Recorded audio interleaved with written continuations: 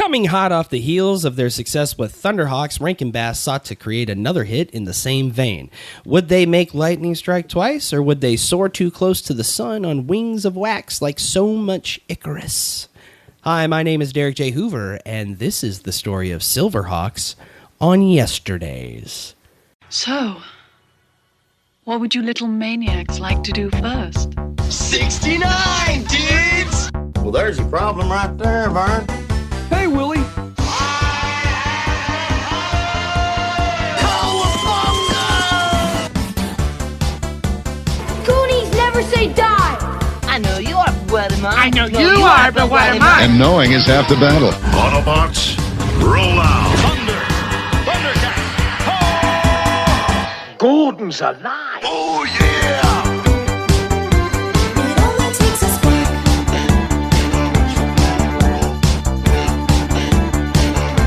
It only takes a spark to start. It only takes a spark. Hello and welcome to another episode of Yesterdaze. I am, of course, your host, Derek J. Hoover, and I am joined by Dustin Wyckoff, Jason Tosher, the Powder Keg, and the Catfish. Oh no, we're sidled with it. It never went away. It's fine. It never went away. Gentlemen. A rose by any other name. What about chrysanthemum? I like lilacs. Rose is fine. myself. What's that? What's that? Deidre What's that? I can Dietrich never. Bader. Thank you. That's it. My name is Jason. And, Rhododendron. That's exactly it. It was there. I and love that. I had to fart that word. It's like an annual, right? That comes back in a garden. Yeah. Welcome back to the Secret Galaxy Companion Podcast. My name is Jason Tosher. I really don't want to get sued. I watched the video for Silverhawks on Secret Galaxy, and I was like, you know what? I'm going to watch it to the end, and I want to watch all the Patreon members, and they go by quick. And I was kind of like trying. I was trying to. I didn't freeze at all. I was just kind of like casual. Maybe I'll see Derek's name. Boom, boom, boom, and I saw it. Oh, you did? Your name is on the video as Derek J. Hoover. Yes, it's on, just like you introduce yourself here. Jellicle. That's right. I forgot it was Jellicle. Derek Jellicle Hoover. Your dad would be disappointed. I don't give a fuck. Well, it is technically Joseph. I It is imagine. Joseph. Your It is father. Your Joseph. father's namesake. Yeah. That's why I'm saying I was you'd be almost Lawrence disappointed. Joseph Hoover III. Well, do you know what your name would be if you were a lady? Josephine. No. Derek Josephine. That was never discussed with me. Mostly because I don't think either one of my parents remembered. Have we talked about this? If Henry was a little lady, what would you have named her? Henrietta. No, right? no, Nora. H or no H? No H. Both are acceptable. Yes. Yeah, Okay. his name would have been Nora. Nice. Yeah. Same middle name. Yeah. Nora Charles.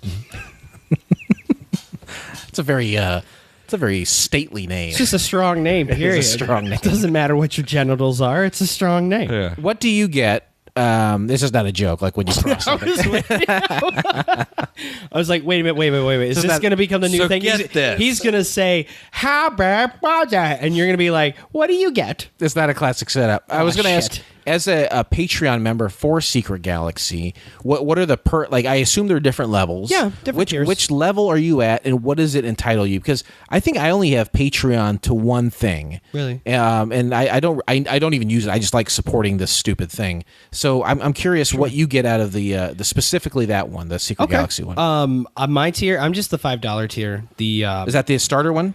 No, there is, I think, one lower. Well, actually, and they just added one too, a $1 one that gets you, because they made some changes to the Snarf Dick. Snarf Dick, the Snarf Dick tier. I don't want to talk about It's it. $1.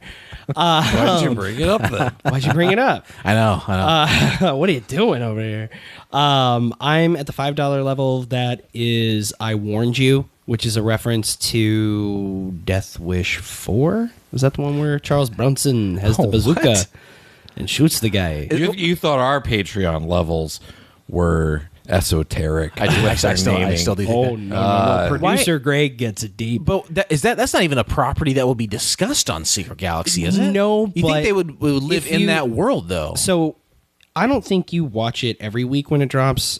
I think you Secret do. Galaxy. Yeah. I only Do you- watch it as it relates to what we're doing on the Okay. show. But I will say, I watch A recurring regular bit they ones. used to have was this bit, and I can't remember if it's Death Wish 3 or 4, but it's part just like where- edited into the show. edited. Newer ones, they keep using this this scene from a Friday the 13th movie where Jason throws somebody out a window. Hell yeah. But and he'll also use I think you should leave bits here and there. Producer Greg, Dream Project. I don't care what the hell it is. It's Producer Greg who does everything with Dan Larson. Go roller skate with him. Working, yes, working with Dustin on some sort of project, editing. I don't think I tell Dustin how much I love him as much as I should. You don't. I love you too, Derek. by the Do way. you? Absolutely, I do. Absolutely. I think you tolerate me. Not at all. I think you like me. I accept you and I love you. I think you accept me. I don't know about the love portion. All right. I'm difficult to love. No. You look like a baby because I you look like a baby. You do. Well, you shaved You're your very head, dude. cherubic because you're. That didn't help. You're very nearly bald. There's not a wrinkle on your body. You look very shiny and like. Well, babies are easy to love. And he makes noises and does voices all the time. Gotta love it. So I appreciate Gotta love him. that. He's the baby. You gotta love me. You got to love me. Somebody get me a pan to hit Jason on the head. We're gonna make 1,000 T-shirts and sell them all. Yeah, so at that tier, I have access to their Discord. I get their monthly podcast. Oh, they have a podcast too. It's just the Secret Galaxy Digest, and it's more like a vlog, just an update of what's going on with their channel and like. their Yesterday's Haze. Yeah, I guess in a sense, just you get access to. See what I did there? I did. I do see that. Very nice. And just like sometimes they'll post videos that may not be on YouTube anymore, or it's like buried in the algorithm. They'll repost them in the Patreon, so you can, if you're having a hard time finding them, or it's like more of a classic one. So there are other tiers. I don't know everything you get with them, but I mean the $5 one, it's a sweet spot for me. And you're supporting a cause you like. Yeah, I didn't really know about it until you. I probably mentioned this on the show before, but I didn't know about this channel before you had brought it up. And you're like, I obsess over this. I love it. I think it's tremendous. My only complaint about the channel is I feel like we see the guy too much. I feel like we see Dan too much because there's so much content, and they do a really good job. The videos are done really well, but I want to see more of like imagery and animations of things. I think something that would possibly be a little bit more up your alley would maybe be Michael. I think it's Michael Mercy or Marvelous Videos. There's a presenter talking, but you don't see them. I don't mind seeing Dan. I just feel like I see a lot of them. It's just every once in a while you'll see Michael Mercy, but like it's just the toys or it's just the animation. And they consistently have good videos? For the most part. Sometimes they do some stuff I'm just like, what the fuck? Michael Mercy does for the most part. Marvelous Videos, they'll do some weird ones. Dan always does a good job. His videos are always good. But yeah, I think they're like tight too. Yeah. I never feel like I'm like, Yeah. 33 minutes. Come on. It's like 8 to 13 minutes, boom, in and out. I think the longest one I can think of. Oh, Jesus. Batman 89 is a longer one. That was about 29 minutes. I didn't mention this on the last episode, but as of today's recording, Fly on the Wall podcast with Dana Carvey and David Spade interviewed Michael Keaton. Oh, no shit. I thought about you this morning when I listened to it. Well, thank you. You know why? Because I love you. Was it a good episode? Is it worth checking It was out? fine. Nope. Nope. If Jason says Nope. fine, that's Nope. not a ringing Nope. endorsement. Nope. Every episode, Anytime of Fly Jason says anything is fine, okay. every episode of Fly on the Wall is fine because Dana Carvey. Dana Carvey is insufferable to listen as to. much as I love Dana Carvey, I love him way less than I love Derek. Yeah. But he's very excitable and he's always talking over people and he wants to. He's not a good host. He's like, fucking let Michael Keaton. You know Michael Keaton, right? He's one of the greatest fucking American actors of this generation. Why don't you let him talk for a few minutes? This is the problem with famous people podcasting. Not all of them. I think you're are right. great at the medium. I think you're- but they get yep. way more fucking downloads. Whoa, hey, than come we on. do. Hey, whoa, powder cake. He's gonna blow. Episode 2, the mic is down. It's gonna blow. Hey, so hold on. I want to see what's going on here. Apparently my son is complaining, and I got a voice note. Let's see what Henry possibly has to say, and if it's bad, we'll just cut it. I hope I get to meme it. My mom doesn't let me sleep in my dad's room, and he doesn't let me sleep in it, and he doesn't let me get some lemon juice. Oh, he's tired. Lemon juice. You're setting this kid up to have acid reflux if he's doing shots of lemon juice before he sleeps in mommy daddy's bed. What kind of show are you running over there? That was Henry or Shauna? That was that was Henry. That was Henry. Okay, that makes sense. Makes sense. Hey, Jackson also enjoyed drinking lemon juice, so Yeah. I think that means your kid's gonna vape soon. Does he sleep in your bed? Shit. Does he sleep in your bed? He used to when I would be out of town. As of when? Oh, years ago. Okay, because he's like, he's like 15 now. He was like 12 and it was still happening. Because you're just gone over the weekend. I don't know. no, it hasn't been happening. 12 seems late. And that's what I said, but Derek, yep. If it bothers Derek, you know something's real fucked up. Yep. And I verbalized, I'm like, hey, he wouldn't catch me sleeping with my mom at that age. Did he put you in the middle when you slept at 12?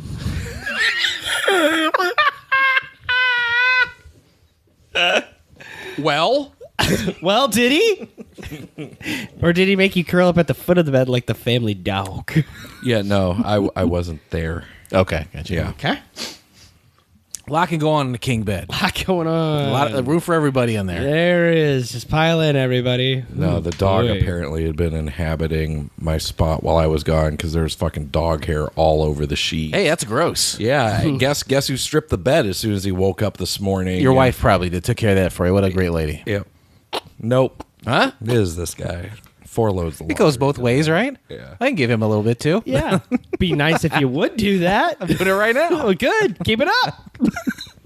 Well, gentlemen, we are gathered today to talk about Silverhawks as we are continuing down our little path discussing Rankin Bass and their relationship with Larry Kenny.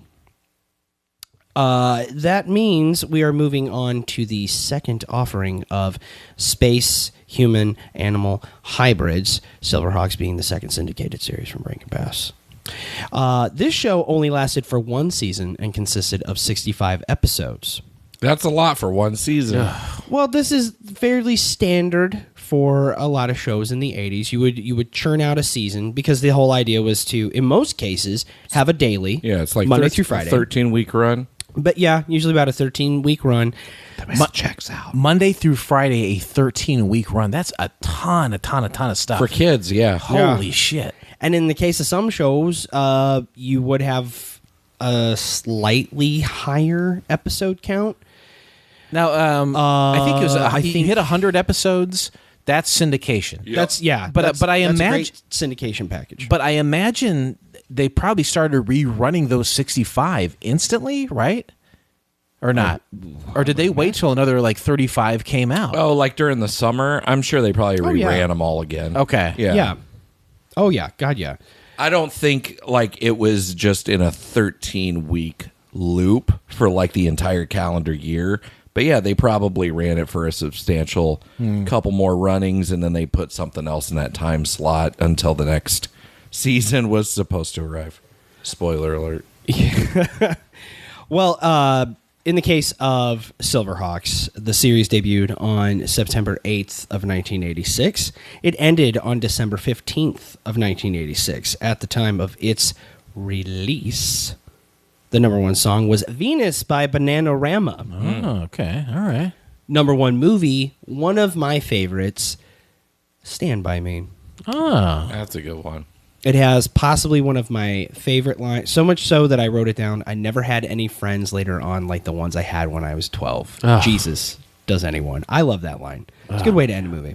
Oh, that's the last line. That is the of it? last line in the movie. And nobody says it. He I like types my it. friends better now than the friends I had when I was 12, to be honest. Yeah. That's fair. In some cases. Just yeah. saying. Jerry O'Connell. Nothing against, the old school crew, but, Yeah. Jerry O'Connell would go on to Mary Rebecca Romaine. Yeah. He'd go on to Mystique. do that. Will Wheaton would go on to annoy me.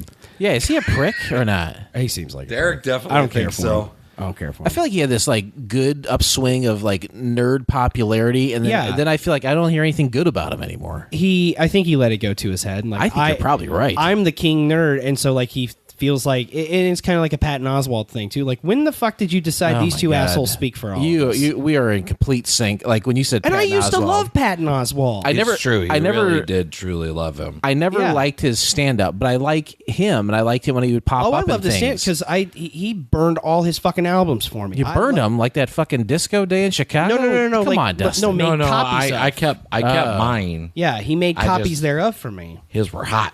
Oh, gotcha. But those are two guys that have just really started to tick me off, and it's like they run their mouth about all sorts of different fucking things, are Yeah. usually ill-informed, and it's like, just shut up and be funny, or Just shut up and be nerdy. yeah. Yeah. Like, stop going this extra Ugh, step. my We God. don't like you for that. I totally And agree you're with that. honestly quite bad at it. And it's like, especially in the case of Patton Oswalt, it's like for some reason he was voted king nerd of us all. Like, no, Well, I don't recall once that he election. he became the journey of Natty Gann. Like, how do you not let that? That's go his to new your wife, head? right? Yeah. He killed his old wife, and then he fucking You're got not the first person to say that either. That what? like- That he killed his wife? Yeah. Well, it's not like fucking Abe Lincoln emancipated the slaves. That's it's what's true is true. Who is because I was recently just reading about this. Who the gal he married? Meredith Salinger. What the hell was she in? Because I was just reading up on a bunch She of was stuff. on the journey of Natty Gann. Right, That's what I but said. something else besides that. Barbarella. No, son of a bitch.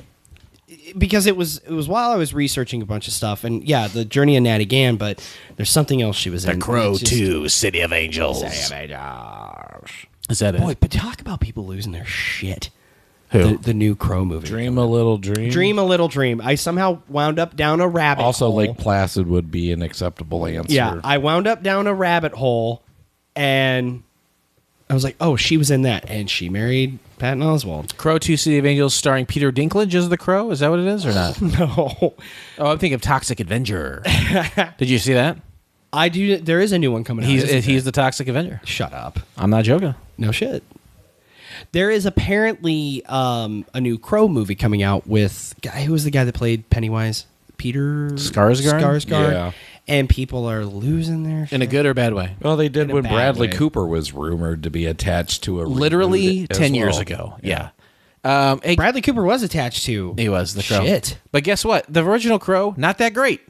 So, like, who gives a I shit? enjoy it, but it's not like it's like the greatest piece of cinema. No, Not- it's not even close. really not. To be fair, I really, really enjoy the movie. Yeah. It's one of my favorite movies of that era. If Brandon Lee had not died, people would not carry the torch for that movie. No. It'd be a forgotten 100%. comic book movie that, like, Yeah. I would still carry a torch for, but It would a not majority have- of people would not No. give a I shit. totally agree It with would that. not Yeah. have the gravitas that it does these It days. might get like rediscovered around now, and a new generation like welcome it in. Like, man, why isn't this movie more popular? Yeah. This is cool, like gothic and dark It for would be its time. It would be far less mainstream popular. Yeah, It would be more cult classic, like loved in its time, but as Dwight the years, Schrute's favorite movie. But Is it really?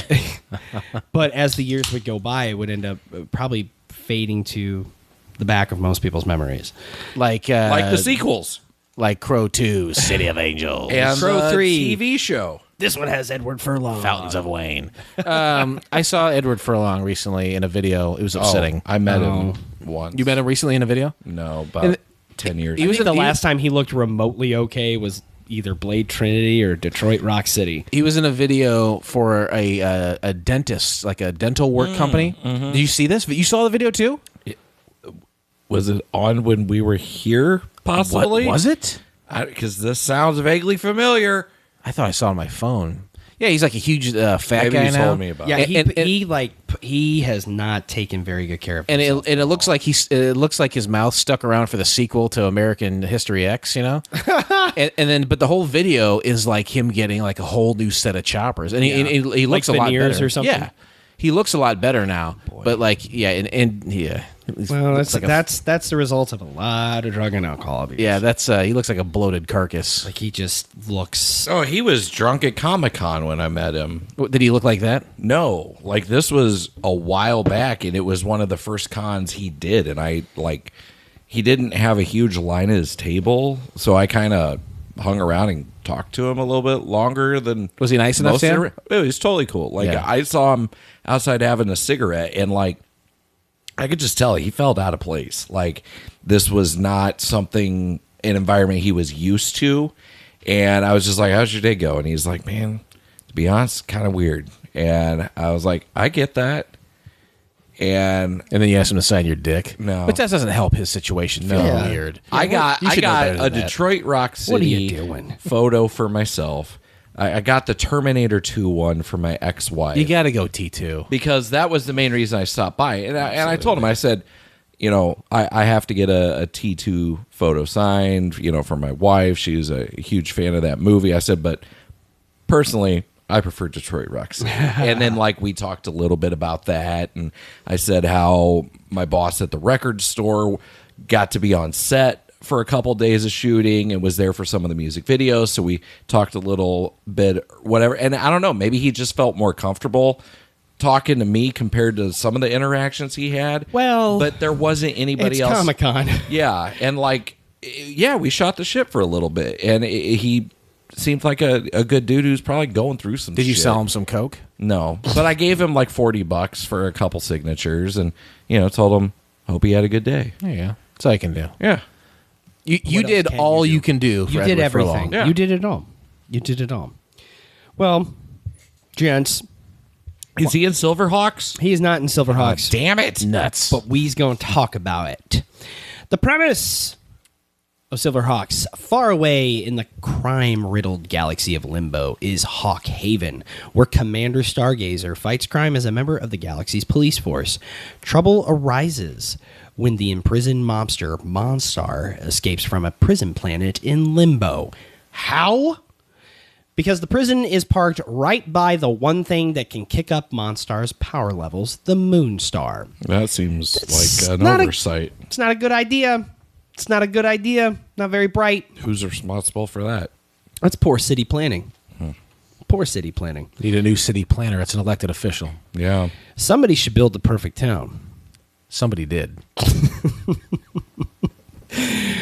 When exposed to its rays, Monstar becomes an armor-plated, all-powerful Monstar thanks to the Moonstar. Wait, is this supposed to sound like Monster?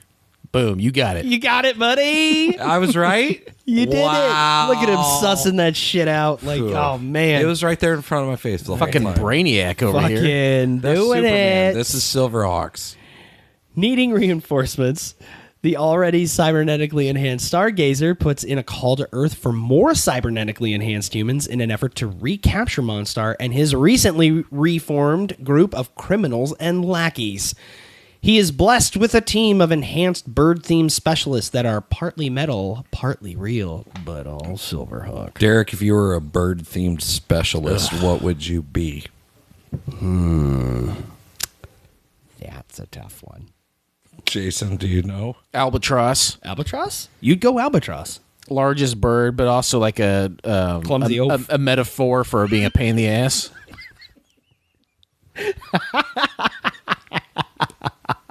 He had that holster too. Like It's just right there was there. no He's hesitation. like, albatross. It's like, I've been waiting years for this one. The 2.5 seconds between when you asked Derek and me, I had that ready. Bada bing, bada boom, hey. I would probably be a blue jay. They are beautiful. I like the color blue, and they are, for a small bird, they are scrappy, and they'll fuck with you. Like, don't fuck with them. Don't get near the nest. Personal space, personal space. I mean, this is my show. It's about personal space. Oh, step back, personal space. New Zealand had a contest recently, and it was on. It was over a month or two of the John Oliver program on HBO. Yeah. And New Zealand was crowning a bird of the century or something. Ooh, and he campaigned heavily for a bird called the Puteki Teki, and he dumped a bunch of money into it, and he got it to win like overwhelmingly. And how did the Puteki Teki feel about that? It's incredible. He had a huge like marionette bird on stage. It was massive. It was like 15 feet tall. Like what they went through for this was insane. So second, that's Albatross first, Puteki Teki second. Okay. Dustin, we gotta throw it to you. Yeah. Which bird would you be? I can't be a bird because my wife's afraid of them. Sounds like the perfect thing to be. This guy's afraid of his wife. No, like she'd be afraid of me. I should be feared. I should be loved and welcomed. What animal would you be then? Yeah. I'll just say a Silverhawk to speed this episode up. Thanks. Great. Thought she was afraid of Brick. God damn it. Fucking edit yourself out. We'll edit that out. The team is led by Quicksilver, formerly Jonathan Quick. He is aided by Stargazer's cybernetically enhanced avian pet Tallyhawk, who manages to provide visual reconnaissance over vast distances. I think it's supposed to be like tally ho.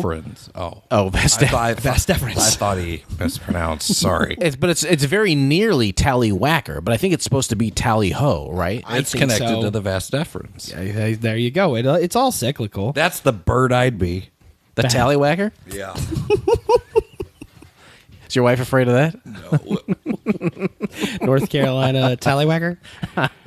The spotted North Carolina tallywhacker. Spotted? You fucking got jaundice. Check that out. No, I went to the doctor a couple years ago. Clean bill of health. I got papers that prove that. Tallyhawk would manage to, like I said, give visual reconnaissance over vast differences, giving a sight beyond sight, as it were. Isn't that clever? The team is rounded out by Emily and Will Hart, also known as Steelheart and Steel Wheel. The team's... What? I got their debut album. Steelers Wheel? No, Steelheart. Steelheart. I saw them play Goodfellas in Pekin, Illinois. Whoa. Remember that I'll Never Let You Go song?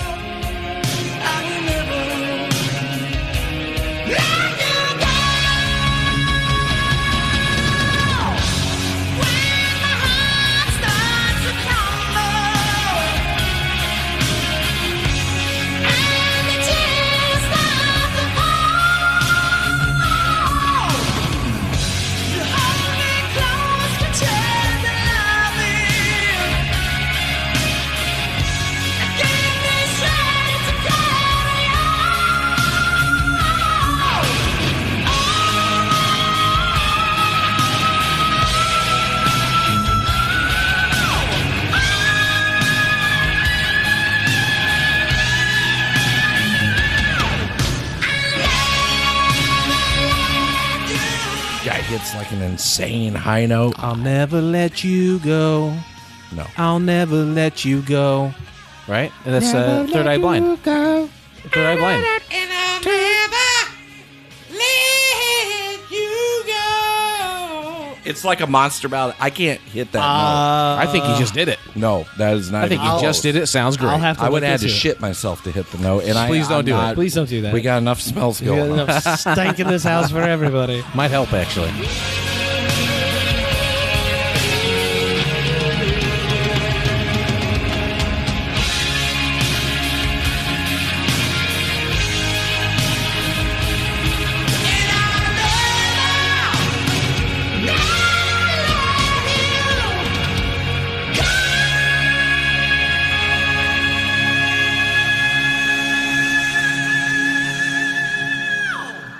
No, they were the team's technician and strongman, respectively. They are joined by guitar slinging and country singing ace pilot Bluegrass.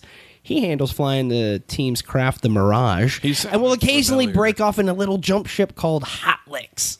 Oh, What? That's fun. What? It's dirty. You don't like that? It's a dirty show. It's a dirty show. Silverhawks is dirty. Yeah, Silverhawks is all kinds of dirty, talking about hot licks and dirty things. I don't know. Their final member hails from the planet of the mimes, is a mathematical genius, and speaks only in clicks and whistles and computerized tones. What an insufferable planet that must be. Oh, it's a horrible planet. You say planet of the mimes? She never told me she was from the planet of the mimes. Yes, planet of the mimes. But mimes don't make any noise. Right. Imagine how annoying that would be. I think it's more a mime silent aesthetic. planet, and they're all just like, Is that like on the planet of the mimes? I'm a mime. The person who whistles and clicks is king? Is that Yeah. the Yes, Evidently. yes. In the land of the skunk, the man with half a nose is the king. I'd have moved too. That's all I'm saying. That Saigon whore. No, he is the Copper Kid. Mostly just known as Kid. Their bionic bodies are covered by a full body, close-fitted Read metal slower. armor. I'm sorry, what? You heard me. Just read a little bit you want slower. it slower? Yeah. And say how it looks again. Their bionic bodies are covered by a full-body, close-fitting metal armor that only exposes the face and an arm. Dustin better be playing that porno music. Hot licks. Give me some of them licks.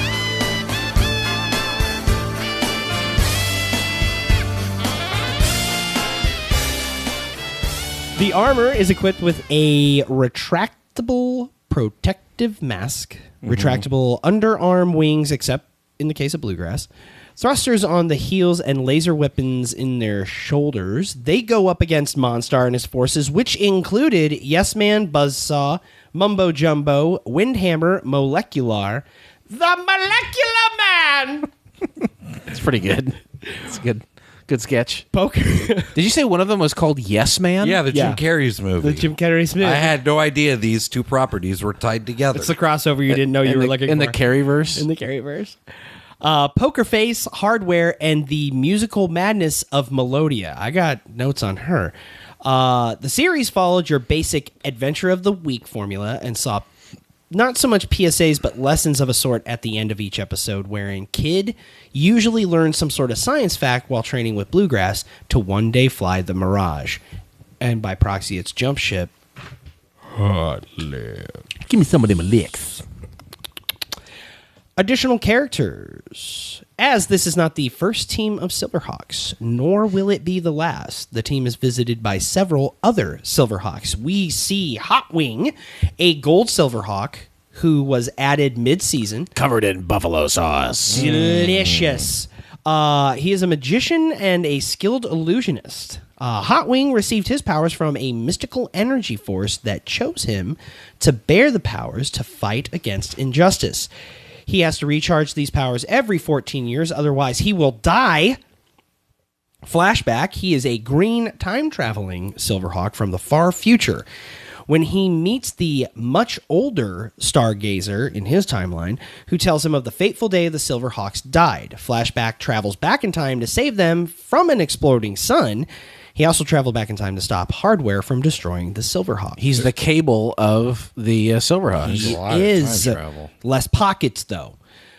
You also meet Moonstriker, a turquoise Silverhawk. He can propel himself through space by a powerful cyclone generated from propellers that emerge from his waist. He is cocky, but an expert marksman, as demonstrated when he shot a pen out of Stargazer's hand when they first met in the episode Battle Cruiser. And then Condor, an old Condor Man? Condor Man. He'll set you on fire. He's an old ally of Stargazer, whom Condor calls Gaze. It calls him what? Can't say that. Can't say that. Condor left the Silverhawks to become a private investigator before the series, but eventually returned. Instead of wings, he has a jetpack, and his main weapon is an energy whip. What? Hold on. What does an Energy whip. Yeah. Crack that whip. When you get smacked with the whip, does it energy give you energy or take your energy away? Oh, great question. Because if it gives you energy, that may not be a weapon. That's going to be It's a motivator. Yes, exactly. Give the pass a slip. Step on a crack. Silverhawk whip. I just want to know. Get Bluegrass hold on the on. phone. Get him on the phone. Yeah. Are you calling Shauna to ask her? No. She knows. Get her on the horn. Hold on. When's she going to be a guest on this show?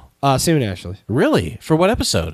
She wants to do Popples. She would like it if we did Mystic Pizza. She still wants to do that. That Julia Roberts vehicle from the Wait. I'm sorry. mid-80s? She does love Mystic Pizza, but she would like to do Adventures in Babysitting with us, and she would really like to do The Disney Channel original movie. No, fuck that. She found out about that. And she got pissed. Failed pilot.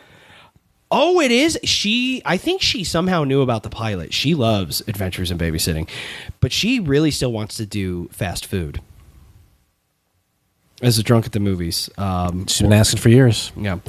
Failed pilot included Bag.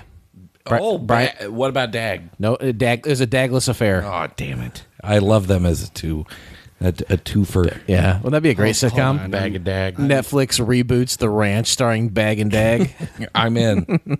Who needs Ashram Kitchen? Yeah, who needs Ashram Kitchen? Indeed. Too much tuna. I am a Brian Austin Green stan. Anyone that can sleep with a lady who has thumbs like they were slammed in a car door is okay with me. Very good. We had a poster of her at the record store that Hands in her pocket, fucking Alanis Morissette style. So when we would get a poster order in, they would use old posters that they like couldn't sell to be stuffing for the rest of the packaging. Yeah. So sometimes I would pull out the stuffing. Gotta and see what it is. Yeah, see what it is. And sometimes it was something stupid, but this one time it was a Transformers poster with Megan Fox with her toe thumbs prominently on display. Like they were, both of them were visible in the shot. And I told my assistant manager, I'm like, hey man, have you ever seen her thumbs before? It does look like no. She pissed off a bookie. And he's like, oh shit, you're right. They didn't even try to edit it out.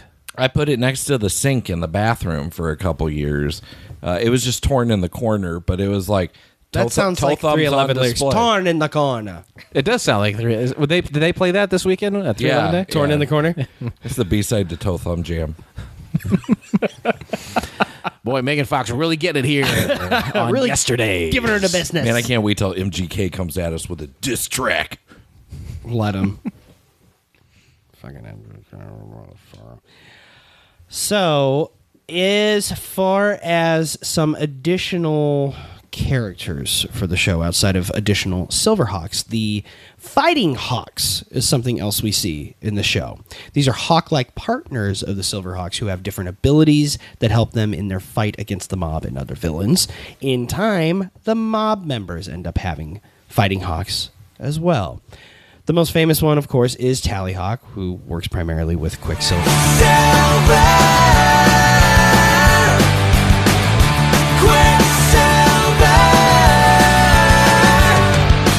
Quicksilver. I would say second to that would be Sideman. That is Bluegrass's Fighting Hawk. So the Fighting Hawks are all like birds. Yeah, they're all bird-like or fly. Any Blue Jays in the bunch? No Blue Jays. What a bummer. It is a big. Are they all named after types of music? No. Also, honestly, some of them have strange names. So, I mean, most of them are all mechanical or robotic. Tallyhawk is the only one that's cybernetic.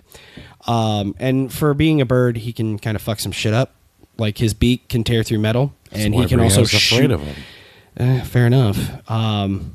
He can also shoot laser beams. That's pretty cool. Sideman. I would love to be able to do that. Sideman is Bluegrass's, and it's pretty cool because he's a fucking guitar. He's a bassist. Yeah, it's a guitar, and like he'll start strumming, and it's like shooting lasers. I'm like, all right, this is pretty fucking rad.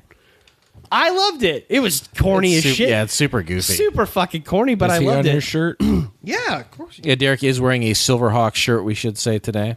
Yeah. He's in the cockpit of Hotlet. All of the Silverhawks, of course, are represented. Yes, absolutely they are.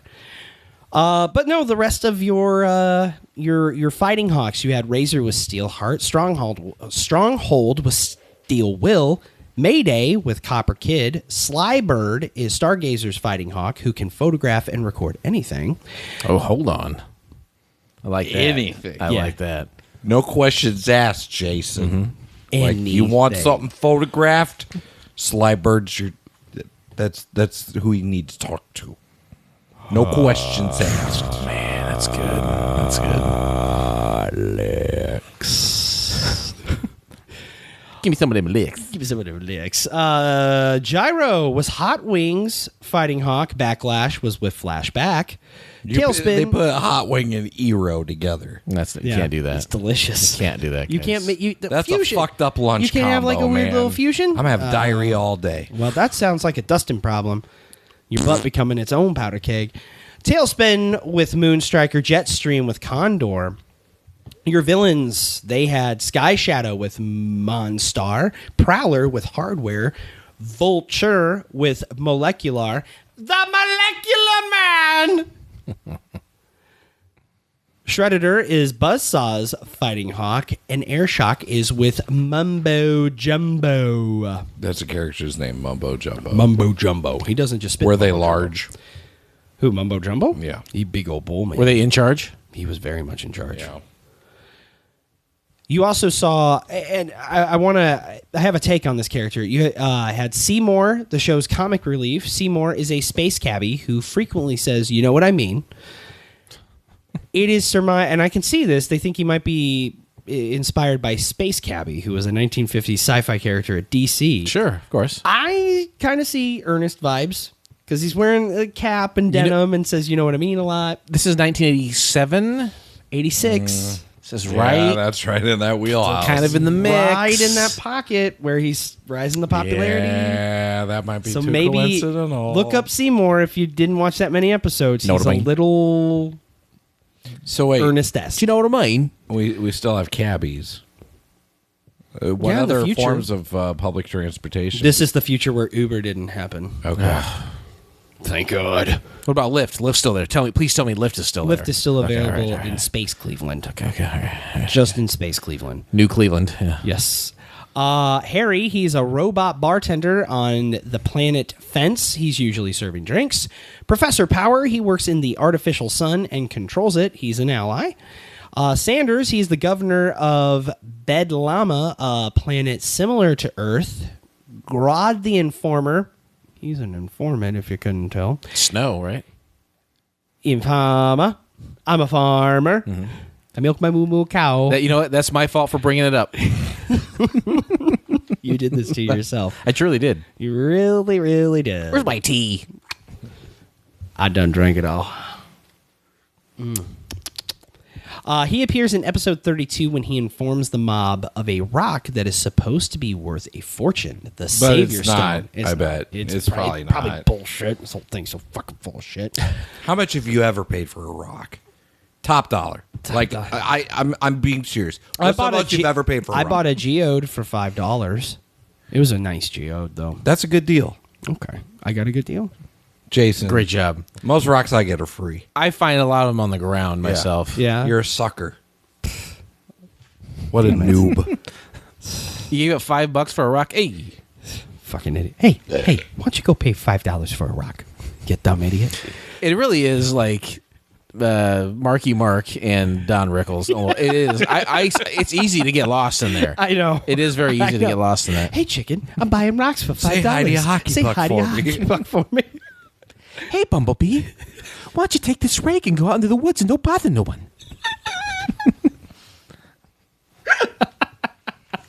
Hey, Optimus Prime, Wouldn't it be great? why don't you go If dig around the riverbed? Marky Mark's like, I can't get any acting work, and he takes up the mantle of Don Rickles. the rest of Mark Wahlberg's career is just like him doing insult comedy. I'm Don Rickles now. Say hi to your mother for me. I would love that so much. Yeah, that'd be pretty good. It would make him beating that Asian man almost to death all worth it. That is Almost. That is the thing he did. Don't Google it. Oh, who else you got supporting these SOBs? You got Warden Lockup. He's in charge of the penal planet 10 where Limbo's criminals are kept right by the goddamn Moonstar. Whoa. Warden Lockup also likes to gamble because he is seen betting in Monstar's Great Meteor Race. Is that Warden Lockup? Yeah. What else? What are you going to do as a career? Plumber? Yeah. What choice do you It really comes have? from a long familial line. it has to That's be how you that. get your family name. It has to be. Yeah. that. And he's Maybe just like, Dr. Lockup. It goes to Ellis Island. What'd you do back home? Fucking locked people up. if it ain't broke, That's your don't name fix now. it. Silverhawk it. What's your last name? Just Happy. No, it's Lockup. No, it's You're- Lockup. No, I'm not spelling that on this piece of paper. Your additional villains, you would see Time Stopper, a cocky 14-year-old juvenile delinquent nyctophobe with I a don't think chest you can device. say that. I don't know if you can either. I'm just putting that out Won't there. find me saying that. With a chest device that has the ability to suspend all ambient motion and kinetic energy around him. What about ambient for music? one, That's good. no notes about the music, but I would assume as much. Yay. He could suspend all that for 1 limbo minute. No idea what a limbo minute is. Oh, I know. I've been know to the what- roller skating rink. I've been a part of Limbo Oh, Minute. that looks like a painful minute too. Dun dun dun dun dun. My back. You guys ever see like a little like an 8-year-old girl who's just a wire and she gets down to like 6 inches and just every time it's like an 8-year-old girl who just slides right under the last thing. Honestly, she just turns into a thin blade of grass. She does. I'm like, how'd you do that? And I was like, in that moment, I'm like, enjoy that while you can. I wish I was an 8-year-old because girl, just for one moment. One day your body won't be able to do that. You will lift a gallon of milk and all of a sudden Your life will be forever changed. forever changed. You'll sneeze wrong. Yeah. And suddenly, with the 1%, that extra 2. and suddenly you'll have 5 ribs. out. You'll turn wrong in your bed, and all of a sudden your doctor will be suggesting to cut part of your cartilage from your L3 off. You Yeah. stacked your pillows in the wrong order. You went atypical. So go under that bar. So enjoy that and getting for a free now. small soda at the roller rink. Yep, or an ice cream sundae and a baseball Yeah. helmet. That does sound good. That does sound really, really good. I wonder if they still do that at the I want one. roller rink. No, he is often Time Stopper, that is, in the services of Monstar, but has no qualms about getting in his way if he isn't paid for the job. His nyctophobia is most likely from the fact his chest device is light powered. So don't worry, guys. It just means he's a scared of the dark. That's what you think it means. He's a scared. Okay. Zero, the memory thief, is a long-nosed, shady character who steals memories using a cattle prod-like weapon and records them on cassettes. So in the future, No Uber. they've come They back. still have Lyft. It's only in Space Cleveland, and they have cassettes. Cassette technology is the Yes, height that is the of future. sci-fi. Yeah. Analog has truly taken back over. I love it. I'm happy to It's hear back, it. baby. 8 terabytes of cassette. This is going to open up a whole lot of career opportunities for me in video editing. It's going to be outstanding. snip, snip. Smiley, he is a mummified boxer robot that is brought back to life by Poker Face. He was once stopped by Commander Stargazer. Smiley is the heavyweight champion of Limbo. He is operated by remote control. In the Starship Casino, Smiley easily defeats both Mumbo Jumbo and Buzzsaw, but later he could not beat the Silverhawks. I don't know about you, Dustin, but This all sounds like a bunch of mumbo jumbo. Silverhawks. I got one last piece of Mumbo It Jumbo. reminds me of that movie Schenectady, New York. What? Too many characters. Yeah. Also, too many consonants. Who can spell that? Schenectady. Surely you're making most of these up. How many Flim, characters flam, and have you blip, gone through? blap. Seriously, 30? Sounds about right. I have one last one. That's fine. It's just there's a And it's lot. all it is. It's Darkbird. He's an evil duplicate of Quicksilver. That's it. That's a lot. Darkbird. And I tell you what, Well, they better all be voiced by one guy. That's why I listed all these. We're gonna get to the voice cast here. oh, no. It's if you think Thundercats was limited, I'm pretty certain this is an even smaller cast. As far as let's see here. What do we got? We got settings and locales. You have the galaxy of Limbo. Even though it is in outer space, Limbo has breathable air and characters are seen falling off their vehicles as if in a gravity field, which I found, even as a kid, I found that strange. Because I had seen enough sci-fi by that point in time that I knew you couldn't breathe in space and that there was no gravity Typically, no. so I was a little confused by that. As far as notable planets and other heavenly bodies, Uranus! What up? Sad. got Klingons around Uranus. Give me some of them licks. Hot licks. Moonstar of Limbo, it's a solid star that gives Monstar his powers to transform. Bedlama, a planet similar to Earth, those stars can be seen in the sky even during daytime. You have Hawkhaven, which is a satellite.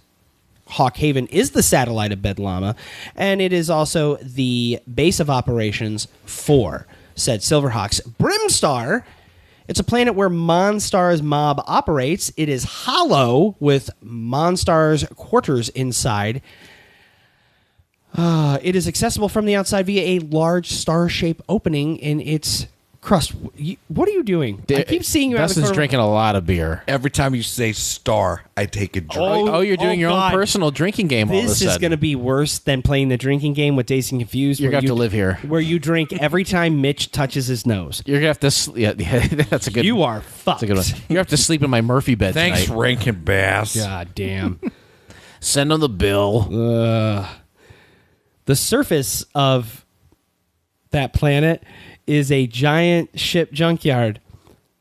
I gotta watch it. I don't watch it. Is it every time he says star or hawk? Star. Sorry. Good Lord. I don't want him to die. Automata. A factory-sized half-planet controlled by a supercomputer named Monotone, which is the only sentient being on the planet. Dolar, a hollow gem-looking bank planet.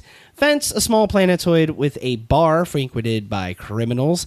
Hanging Rock, the bounty hunter's planet. It is full of mountains, and it has dangerous electro rocks that absorb everything and feed it to the bounty hunter. Starship Casino, Poker Face's space station where gambling takes place. It is stationed outside of Silverhawks' jurisdiction beyond the light-year limit. The Artificial Sun, that is an antenna-looking device that performs all the functions of a sun and needs to be fueled frequently. It is run by Professor Power and has been the target of the mob many times. And, of course, Penal Planet 10, a place where most criminals are kept. He just said penal. Believe me, I made note of it. Planet of the Dicks. Hot leg. Oh, give me some of them licks. The Molecular Man. That's a good episode. Conan did a good job when he hosted. Yeah. Yes. Couldn't have been more than 17 years ago. I'll baste your turkey. That's the only other one I think about is when he's Yeah. the boxer and he starts bleeding immediately. Almost as a defense, yeah. But that is your setting, your characters, everything for Silverhawks. It felt like everything. It was. Yeah. So I think we got it. I think we got I think we did it. I'm assuming you watched episode 11? I watched the one that was on Daily Motion. Okay. Let me see what number. Oh, is there only one on there, or is the whole series on there? It was Soap Poisoning. While he's looking that up, Oh, crap. Did you didn't get a chance to watch anything? You mostly watched like Secret Galaxy or I use an app called Just Watch. I don't know if you're familiar with them. I use it. I'm sure that Dustin does. The app, you can go in there and you can type any property, and it'll say, "Here's where you can find it," and it'll tell you if it's free, like if it's available on a subscription service, or if it's like you can buy it from a different service. Silverhawk's not available anywhere except to purchase. Yeah. And I have a handful of streaming services that I pay for, and I didn't want to pay for it. No offense, but and I looked on YouTube and there I saw clips. But Dustin says to me, "You can find it on Dailymotion. That's free." I didn't see that. I screwed up. I should have checked Dailymotion. Damn it. So I watched a variety of clips, but I did not see an entire episode of Silverhawks. I watched the Hardware Trap, episode 14. I thought it was going to be about trap music, so that got me No, excited. God damn it! No, you did not. Why do you sit on the throne of lies? I thought Trick Daddy and Lil Jon were going to have a cameo. Oh, that'd be great. So that's what I watched. Daily Motion, Start the Commotion. Well, did either of you see any of that? Well, I don't even know. I watched I'm the asking Secret you. Galaxy video too. Do you recall any of this as a kid? No. Any of it? No, I was None. waiting for no fucking toys, no nothing. lightning dogs, not Silverhawks. Lightning dogs. That would have been dope. Yes, it would have. Why do you think that's what I was waiting for? Yeah, Thundercats, fucking lightning dogs is clearly Vertical the integration. next sequel. The writing's on the wall. Oh my god. Should have been that thing. It's a bunch of what were you- fast canines that are also anthropomorphic, Yes. and then I've got to figure out if I'm Descended from attracted to a greyhounds, golden obviously. retriever with tits. Now that's a real bugaboo. 6 The tits. answer is probably maybe. Maybe I am confused at 6. I remember seeing some of the episodes. I remember when they brought it back on Toonami for a little bit there. Really? Toonami brought Yeah, back this was Silverhawks. not ever in my rotation. It is very it's a property I was aware of. Yeah. I know it's a thing, but knew next to nothing about it. I ran into a problem Jason infamously ran into. I didn't know where to find it. So, like, if I caught so it... you can relate to it. Yeah, I feel like last episode I was almost chastised for being unable to find it, which I can understand to a degree, but there is some reasoning to it, right? You can't find it. You don't know what to find. I wasn't always certain of when it was going to be on, where it was going to be on. It was only regularly rotated that fall. Now, I could remember seeing it here and there in different programming blocks, but it was always like on like the borderlands of my memory. Like, I knew it was there. Well, who was showing this? This is not Fox, is it? It was syndicated. I couldn't tell you what channel it was on. It wasn't on cable. WGN. At least when it debuted, I don't recall it being on cable. Maybe it was on WGN because I specifically remember watching Brave Star on WGN. All right. And I remember watching Filmation's Ghostbusters, the one with the Ook Gorilla, on WGN.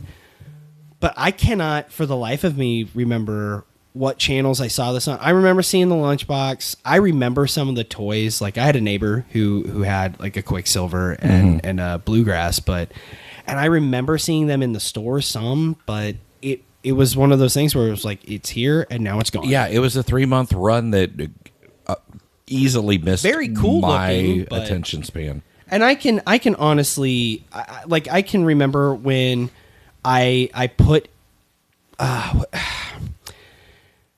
can remember some kids talking about it, and I one of my friends saying, well, it's a Thundercats knockoff.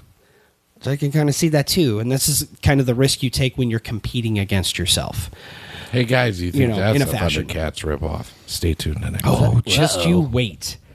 But let's dive into some of the production and crew. Well, actually, no. Let's not. I don't want to do that either right now. Let's do something different. From what you saw of whether a Secret Galaxy or an episode you watched. Yeah. What did you think of this? I mean, I could see similarities to Thundercats. Would it have grabbed me like Thundercats did? Hell no. No. Like, even if this had made its way into my radar, this would not have drawn me in. It might have piqued my interest to watch a couple episodes, but I really don't see it grabbing hold of, like, I'm locked in. I'm watching this every day when I get home. It wasn't appointment television space, for you the way I don't know. Thundercats was. I guess it was, the whole space atmosphere of it just didn't appeal to me as much as what they had going on in Thundera. Well, and like to that point, like I recently downloaded the first half of season 1. And watching it, I really liked the animation. I think it was very well animated. Theme song was great. Wings of silver, birds of steel. Silverhawks, partly metal, partly real. Silverhawks, soaring through the highway of the heavens in their flight. Silverhawks, a rainbow in the night.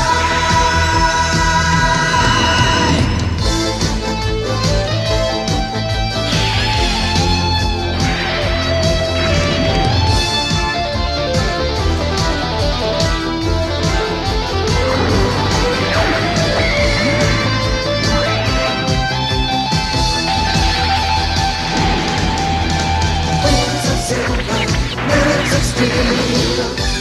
Silverhawks, partly metal, partly real. Silverhawks.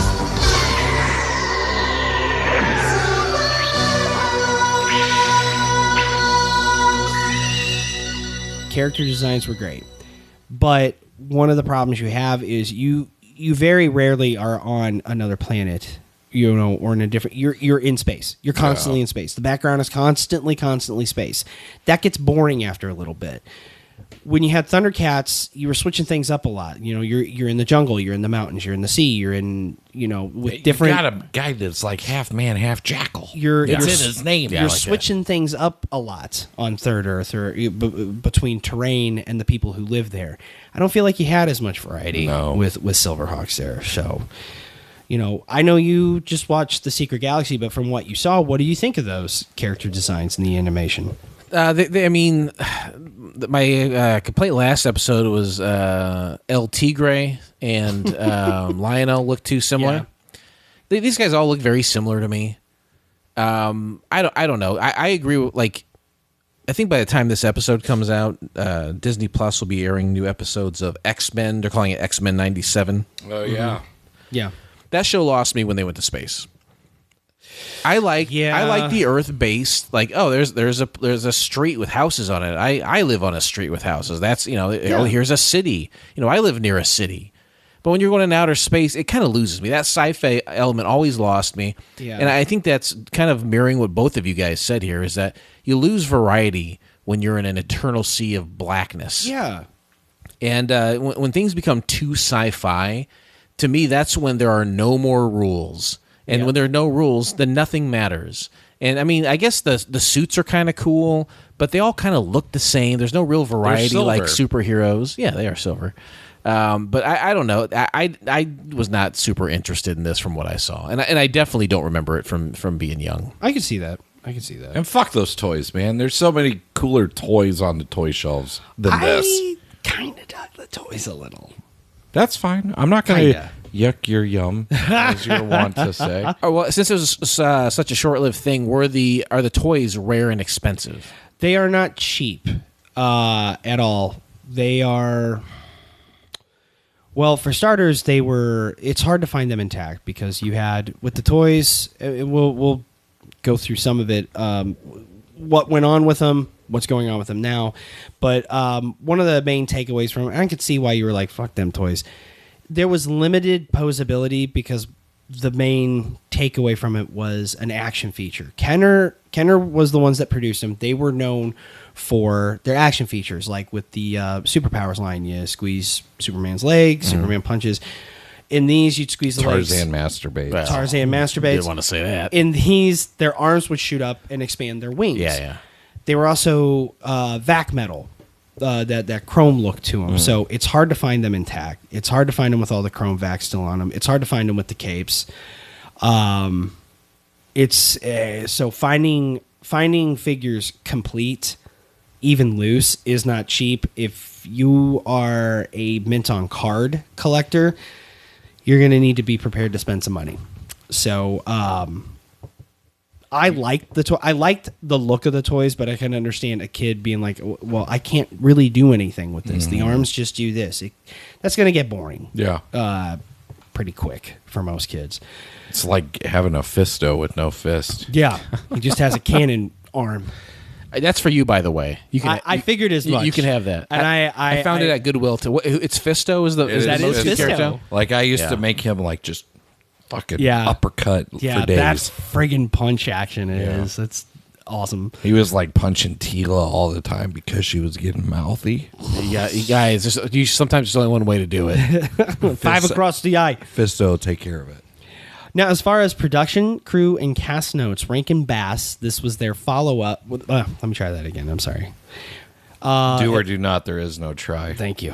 Production, crew, and cast notes. Rankin Bass followed up their successful Thundercats series with this series about a team of heroes in the far-flung 29th century. I'm just glad cassette tapes made it to the 29th century. Amen to that. I mean, they've kind of been on the come up again. I'm not going to jump. You're not going to jump on that? I'm going to be dumping a lot lot of my money into cassettes going forward. Vinyl and CDs, I will entertain because I've dabbled in both for decades. You're a dabbler, but cassettes, I put my foot down. Yeah, and I was like, I'm moving on. These fragile piece of shit media. Do I own a cassette tape of him see Scat Cat? Yes. Did someone sitting to your immediate right give it to you? Sure. Yes. Yeah. And do I look at it when I edit every time? Yes. And it gives me inspiration. Lord knows what else he does in that room. I don't want to know. We don't need to know. We need to I have talk an about it. It's not Elvis for us to clock know. now. It's not for us to know. Yeah. Silverhawks featured many of the same voice actors who had worked on Thundercats, including Larry Kenney, Peter Newman, Earl Hammond, Doug Priest, and Bob McFadden. They were joined by Maggie Wheeler as the voice of Steelheart. Most may know her better as Janice on Friends. Oh, I really? did see that. Chandler Bing. Yeah, I did recognize her. I'm going to Yemen. Yeah, I was so shocked to find that out. She was on an episode a few years ago of Curb Your Enthusiasm. She was on Seinfeld too. Kind of a babe. Oh no, she was a looker. I'll give it to you. She was a looker. Kind of a Jewess babe of her time. Am I right, guys? Now, I'm into the Jewish babes. I'm right there with you, my man. those people I just listed. Compare that with every single character I listed. There was a method to my madness. That was your cast. That's it. Yeah. Those. Do you think they like flipped a coin for some of those random voices where it's I'm like, sure. Hey, we need Bob the Builder today. Do you want to do that, Earl? Nah, not really. You know, and they're like, well, Rochambeau, fucker. Rochambeau. You had those 6 people voiced all those characters. That's crazy. That's a lot. That's true. You run out of because here's the thing. Yeah. Anybody who watches these cartoons, and I'm also including next week's. Yeah. You know, because we've kind of already addressed it. You're gonna recognize all the voices. Like one of their voices is like, "Hey, this is kind of my speaking voice," and then like, "This is like my monster voice." Yes. And eventually, it's like. This sounds kind of like that other guy, but just a little different. Just a little different. You gotta get more people in there.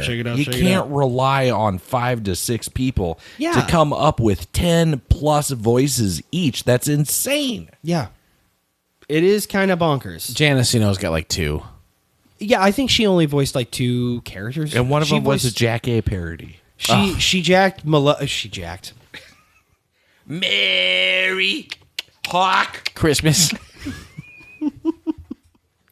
She voiced Melodia, and I think like maybe a couple other female characters. I'm just saying, it's too much. Yeah, I think of the voice actors.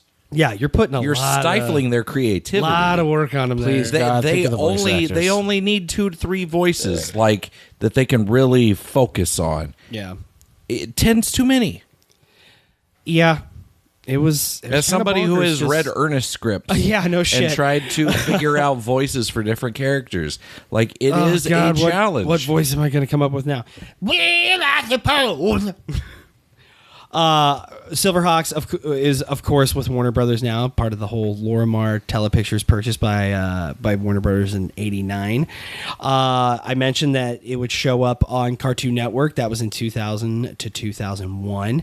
Once again, the animation was handled by Pacific Animation Corporation, and this title song was also done by Bernard Hoffer. It's good, but it's not Thundercats good. Thundercats good, but it's good. It's good. It's good. Your directors were Arthur Rankin Jr. and Jules Bass. They also served as EPs with Lee Daniker and hold on. It's executive producer. Just in case you didn't know. I know these things. I'm down with EP. Okay. You know me. So, Lee Daniker and I hope I don't butcher Medulla oblongata. this. Mezkaki Izuka. Derek. You set yourself up for that one. I'm going to break the fourth wall. Anyways. Bless you. Writers, there were many of them, you could say. I went through and like the name I was most familiar with seeing was Peter Lawrence as far as writer for episodes. But when you go through the episode list, he did write a good portion of them. There's a shit ton of writers, but 60-some episodes, right? Yeah, your main takeaway is Peter Lawrence, Leonard Starr, and Stephen Perry are, drink up, Judah Ben-Hur. They are writers coming from Thundercats to write on this series as well. Merchandise and other media included TV tray.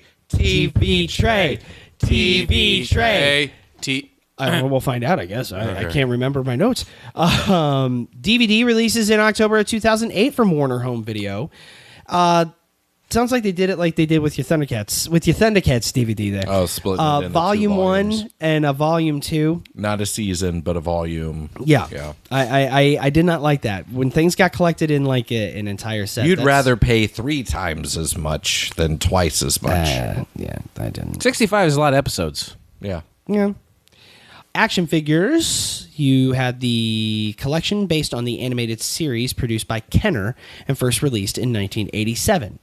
LJN, the makers of the Thundercats figures, were originally set to produce them, but decided to pass on the project at the last minute.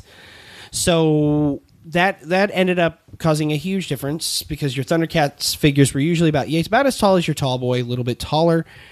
I usually buy my action figures based on tall boys. size. Do you? Smart. Interesting. Smart. They fit in my. I'm used to that size of a thing in my hand at all times. Oh boy. So that's fantastic. Give me some of them licks. Hot licks. So Kenner took on the project, and their figures were about 3 3/4, about the same size as like G.I. Joe, Superpowers, and what have you.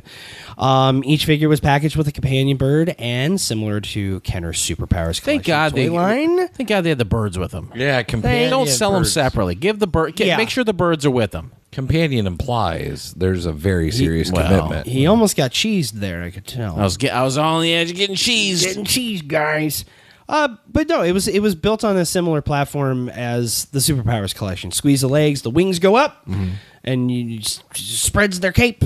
Quite fun, but limited action as far as what you can do. So it kind of limited your play. Let's see here.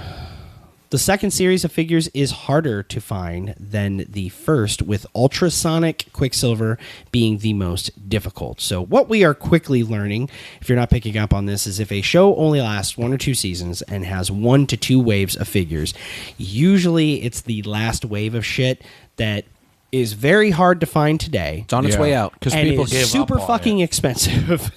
Even though it was clearanced out, like, get this the fuck out of my store, and you could have bought 5. Give me 5 Silverhawks for a nickel. And now it's a ridiculous amount of money you have to pay. It's a good for return on these investment. Yeah. So, Quicksilver is the most difficult of the second wave. The Monstar with Laser Lance, Copper Kid with laser discs, and the Copper Racer vehicle were not produced. But he came with his own entertainment center, like movie multimedia. Whoa. Yes. Like, what laser discs did he come with? Star Trek, the movie. It's a good one. The Search for Spock? No. The one, was it Generations? The whales? No, Generations. That's the Spock. No joking. No. In my car right now, I have the Waterworld laser disc. They drink their pee. I have the Romancing the Stone laser disc and Midway laser disc in my car. Fantastic. Do you have a laser disc player? No, but I was trying to sell them. I bought them real cheap. I think I got some good ones. I kept some good ones. I was trying to sell them. No one wants them. I found a bunch of half-price books for $0.25. I didn't buy them because it's like, what the fuck am I going to do with this? What the fuck do we do with anything? Derek's out. He's got a whole room displaying toys. I've got a whole room displaying CDs. What are we doing with anything? If you're wanting me to pick up cheap laser discs for you, I'll do it. For $0.25? Have you said? Yeah. Where at? Half-price books when I was up there going through their bargain vinyl. Chicago. They had no idea that laser discs and records aren't the same thing. Oh, no shit. They were...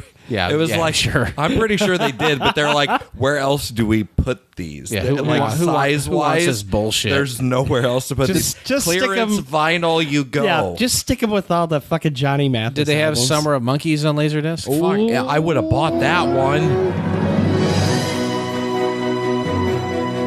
For Jay Berry, it was to be the summer of dreams. $75, not a penny less. I'll have enough by the end of summer. Why do you want that horse so bad? When you're riding a horse, it's like you're free as a bird. For Jay's sister, it was to be the summer of miracles. If you could crop this year, pay for Daisy's operation. But when some unexpected visitors come calling, it turns their world upside down. You really expect us to believe that monkeys made this mess? Says here they're giving $15 a head to anybody who finds them. It's enough to buy my pony. Now, we're here to buy some monkey bait. To keep his dream alive, Boy! Jay must take a stand. This is no fair. You're staying here and that's the end of it. Take me with you. Jay! Sometimes the toughest fight of all. You could have killed him with that! Is growing up. Can you help him, Ma? I keep seeing the young man inside that boy trying to get out. You found the monkeys. Yes, I'm telling the truth. fields are completely washed out. Disney presents the story of faith, family, and the love that brings them together. I want Daisy to know what it feels like to be free, Pa. I'm proud of you, son. Summer of the Monkeys. Available only on video December 18th, 1998. I found the monkeys. I know. At half-price books and bowling. You could have killed him with that. Jesus Christ. Oh, shit. No, none of these were produced, but they were shown in the 1988 Kenner toy catalog. Hawk Haven Fortress was also never released due to the high production costs it would incur. Many recurring characters were never made, including Yes Man, Melodia, and Poker Face. We did end up having some weapon birds, which were versions of the companions that would make for a bigger play game. Better. Do all companions come with weaponry? I'm your friend. I consider myself your companion. I often have a weapon of some sort. But in the toy line. In the toy? Oh, well, they themselves are a weapon. Okay. The weapon birds are the cyborg animal companions released with most of the action figures. While Tallyhawk appeared in almost all the episodes in the series, all other quote-unquote weapon birds only appeared in a handful of episodes. In the episode The Fighting Hawks, the weapon birds for the Steel Twins were accidentally switched from the toy versions. Were these just a ploy to move figures? Or do you think they served a purpose in the storylines? Or it was like, hey, we need to pack something in with the toys. Pack it in with the toys. It's the whole toyetic thing. Yeah. It's the whole... I didn't know if they were sell this? How can we superfluous bird friends, or if because I think were they had like larger scale ones that were like for a play gimmick, kind of like real Ghostbusters toys, how you could get a proton pack and all that other shit. But then you also, the figures themselves had smaller versions of the companion birds, weapon birds packed in with them, and no matter what how you frame it, it's all designed to be toyetic to sell the idea of something to grab the eye and make the play gimmick more desirable and interactive. Okay. Almost, just like with a doll, like you give it like quote unquote real hair to brush. Well, that's part of its play pattern. That's what makes it part of the fun as well, is being able to brush its hair. But if there's a curse on the person whose hair is on that doll, that comes with the doll. Oh, in for a penny, in for a pound. That's the way it goes. Don't put real hair in your toys. But don't do it. Don't do it. Use horsehair. It's fine. But no. Each character that was packed, we've discussed who was paired with what weapon bird, and of course they were packed with their toy equivalent as well. As mentioned in Thundercats in 1987, they were part of a stage show with frightening-looking Thundercats. Now, as far as other merchandise outside of the toy line from Kenner, there were several other pieces released in the 80s, including a board game, puzzles, bed sheets, TV trays, a plastic pencil pouch with the main characters on one side, TV trays. Pajamas were also produced, which included wing flaps under the arms to resemble the characters. The next words out of your mouth better fucking be TV tray. There's no TV tray. What the fuck? I'm sorry. There's all these companies that like do these remakes of products. Give me a fucking TV tray. Yeah, what? That's a... Hey, You've been dangling these TV trays in front of me for like 4 episodes. That's a very good point. And now you take them away with Silverhawks? If there's TV trays for next week's episode, I'm going to flip this fucking table. Whoa, hey, buddy. forget about it. Hey, Forget about it. Don't light the powder keg, Rankin Bass.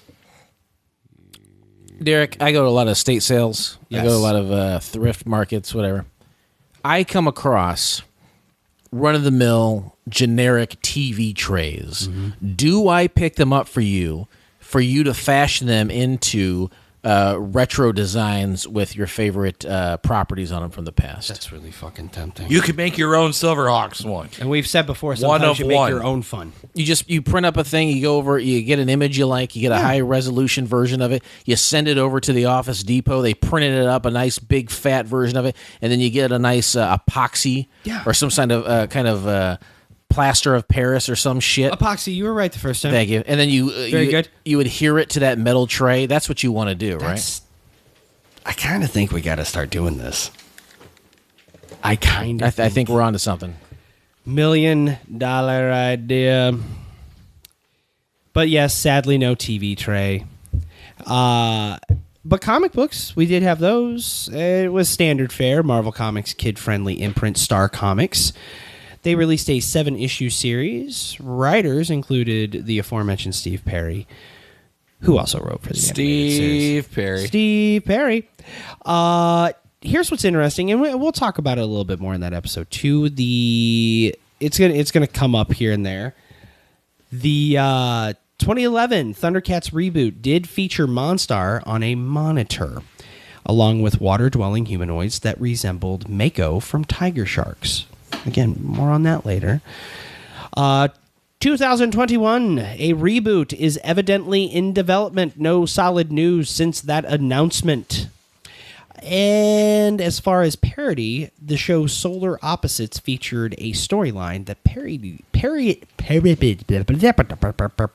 that lampooned the show called Silver Cops. You went from parody to lampoon. You Porky Pig that shit. Do you guys ever watch Solar Opposites? No. No, I think I caught like the pilot episode or the first episode. I didn't dive in hard on it. That's like a Rick and Morty offshoot or something? Like or it's same creators. It's not. I don't think they're related. There could be a crossover event, but not that I'm aware of. I think it's just by the same creators. It's probably Justin Roiland before he was kicked out. Right.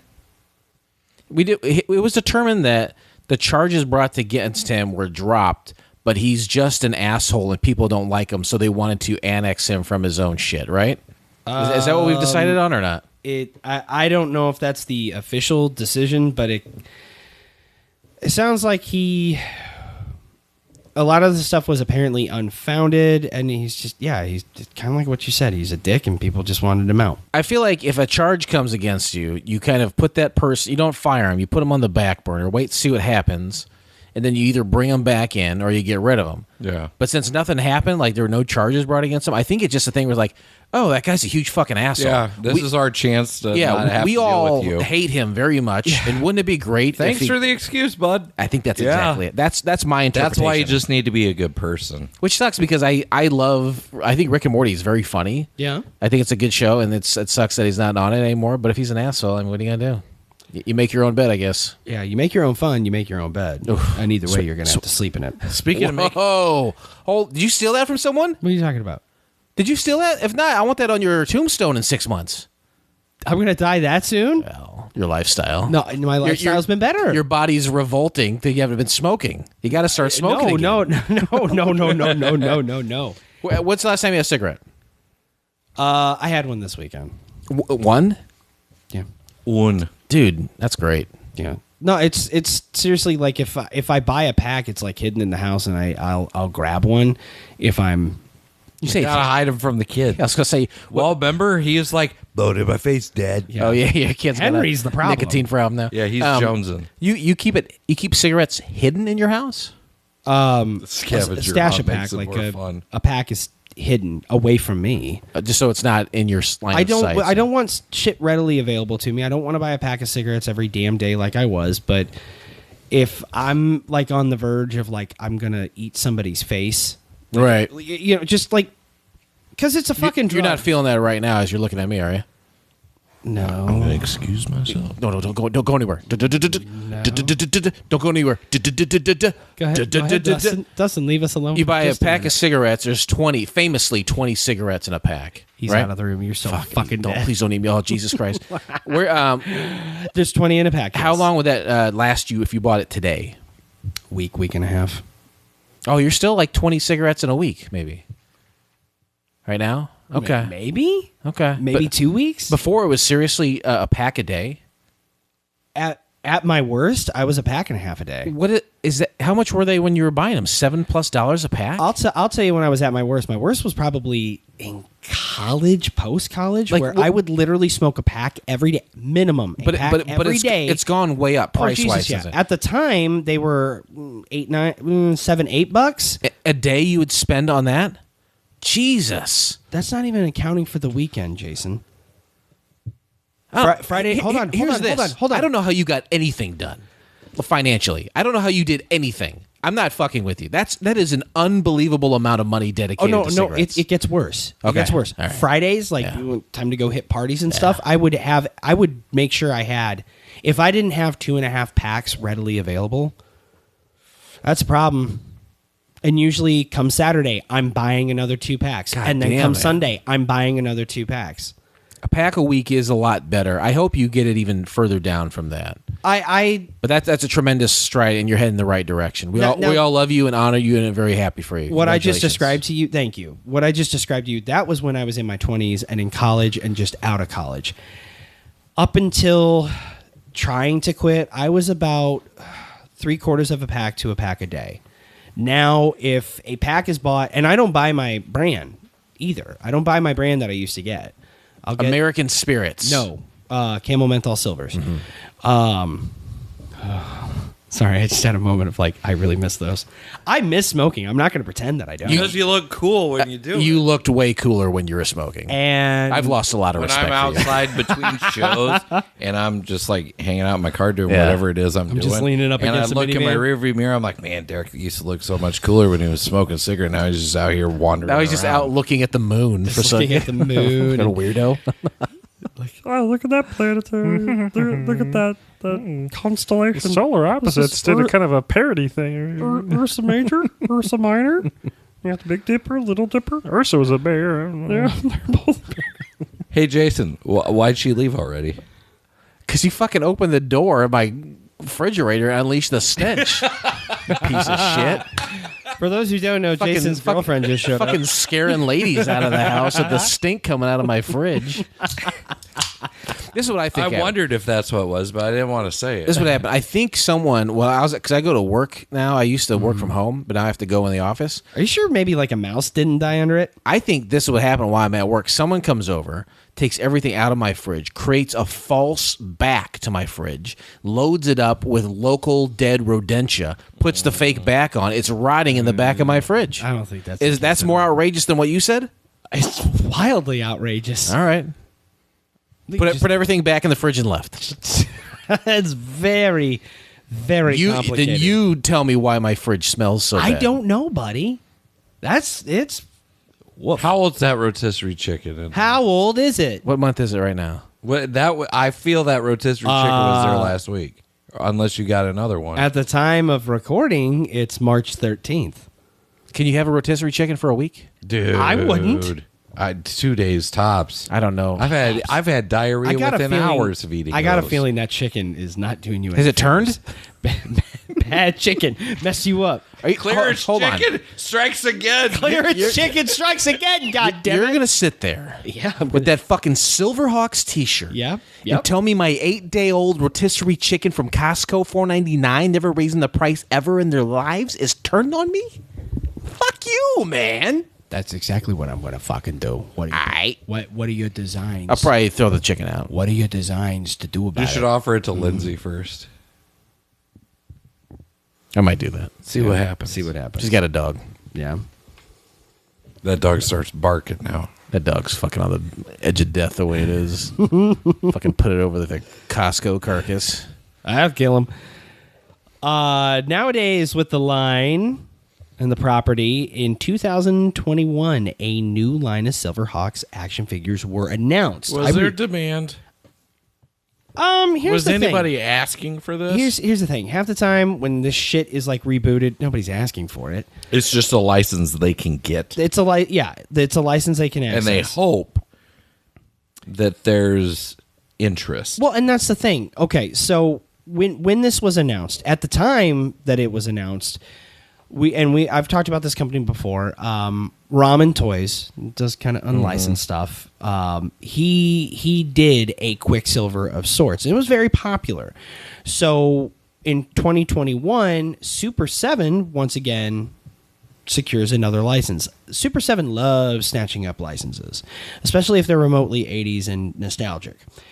So what they initially did was they announced that they were going to do it. Now, just because they announce something doesn't necessarily mean they're going to do the full court press and do it. There's lots of companies out there that will option something or license something and just not, they end up not doing jack shit. Yeah, it's once you take money with promised end result product that it becomes tricky. So initially, and usually what they'll do is they'll preview everything nowadays with digital renders of very well done digital renders of this is a figure we want to do, or this is a playset or toy or whatever that we want to do. What do you think? And they'll gauge a response. If it's not looking good, like people just don't give a shit, or if the response is this needs to be better. Oh my god, I would totally buy Silverhawks toys if it was this. Then they'll either move forward or they won't. 9 times out of 10, they'll move forward, but they will adjust. Like, well, how are we going to make this? How are we going to do the render? How are we going to? And that's kind of what happened with this because I followed this closely when they announced it. You were ready to pull the trigger on some. That's what I was going to figures? say. I know Jason and I are out when it comes to Silverhawks action figures. Guys, I'm out. But I'm out, man. But how about you? I'm in. So okay. So when they first announced them, I thought they were very cool looking. You wanted that bluegrass. I almost bought one the other day because he was on sale too. Oh. Yeah. I almost bought him Panthro at the same time. That's a good twofer. But anyways, they showed the first prototypes. The faces did not look great. But then they started showing the finished product, and they looked wonderful, and they looked tremendous. The ones that are out there, they look great. Usually Super 7, aside from like some issues with the Ninja Turtles line, do a great job.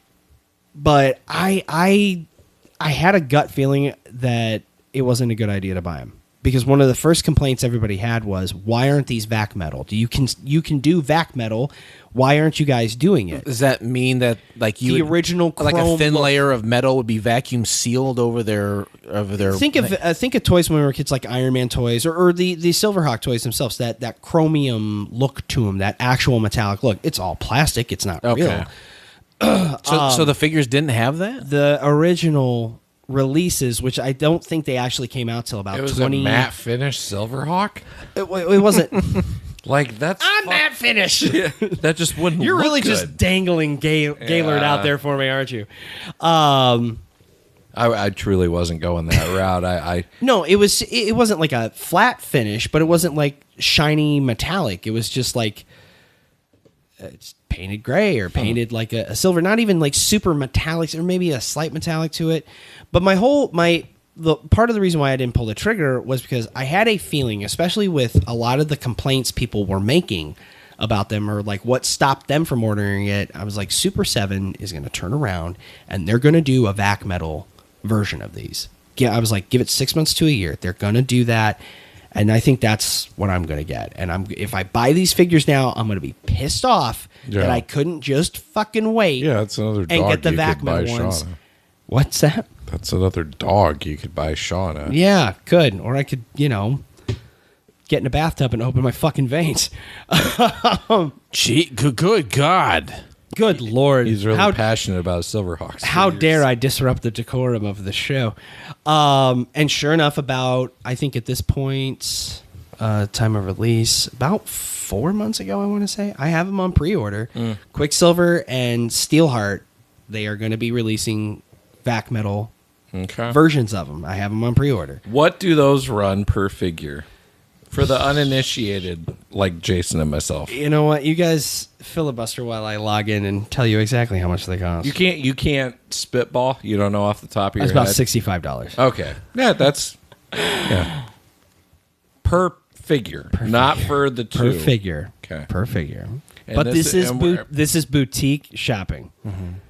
And it's in scale with my Lion-O. So it's the same scale as the Thundercats toys. Will you be buried with them? Nah, I won't be buried with them. What's that? Oh, I was going to say, the last time I paid that much for a piece of plastic that size, it did a lot more than just stand on my shelf, and it wasn't for me. Well, bully for you.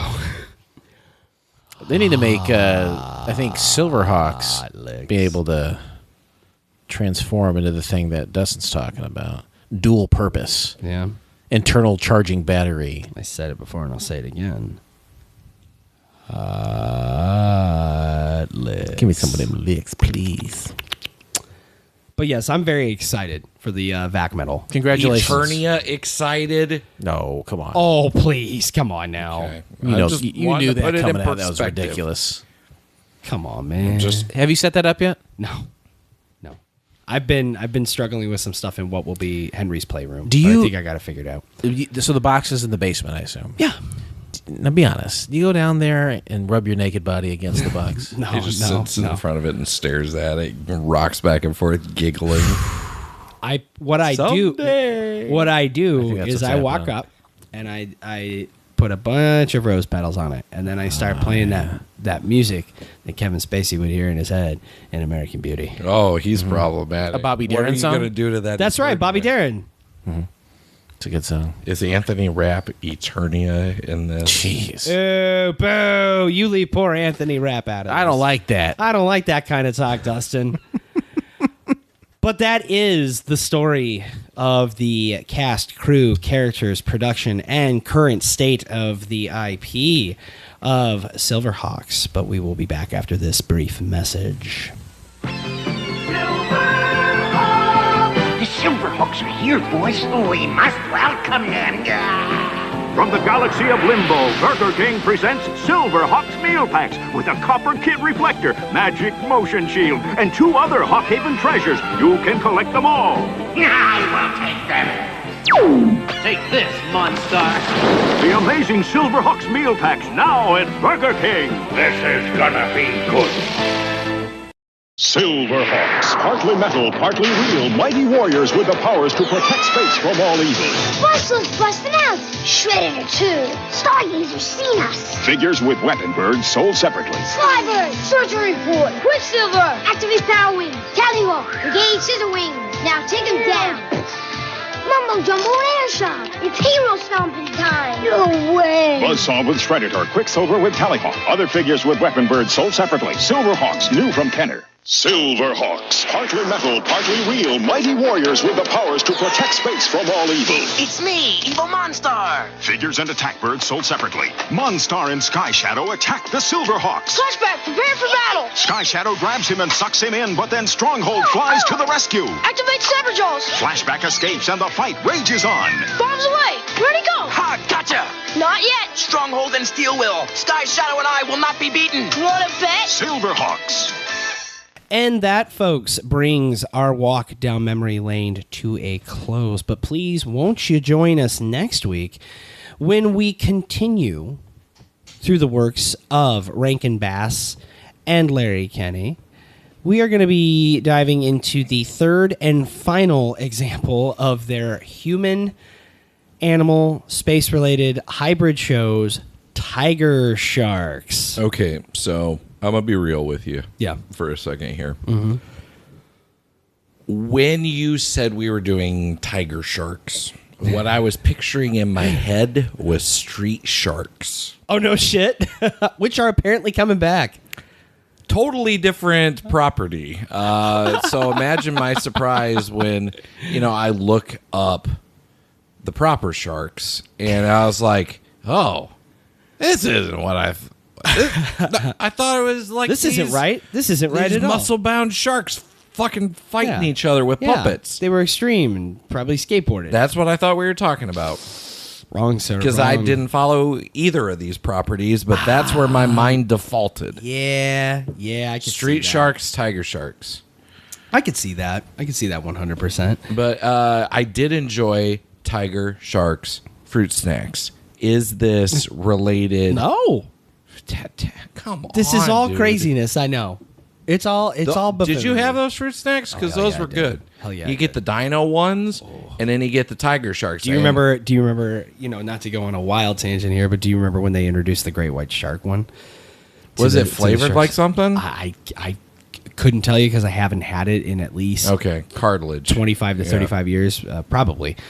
But that was like they were adding that, and it was like more opaque looking than the other like berry sharks. I just remember I ate the shit out of some shark fruit snacks They as were a kid. coveted. The trading power you had in the lunchroom Yeah. with those particular fruit snacks. Much higher trade value than a Kool-Aid soaked peanut butter and jelly from when your thermos leaks. Boo. That's not getting you anything on the resale you ain't getting value. shit.